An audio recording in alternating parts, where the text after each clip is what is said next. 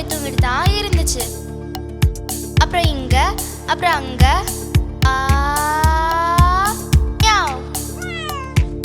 தந்திரமான நண்பன் பார், காலன் இடையே உரசும் பார், புதிராய் மட்டும் வாழும் பார், ஞாம் ஞாம் பூனை பார்.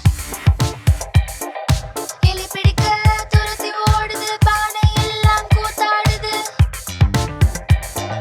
மெல்ல மெல்ல நடை போடுது, இன்னும் இன்னும் புதிராகுது.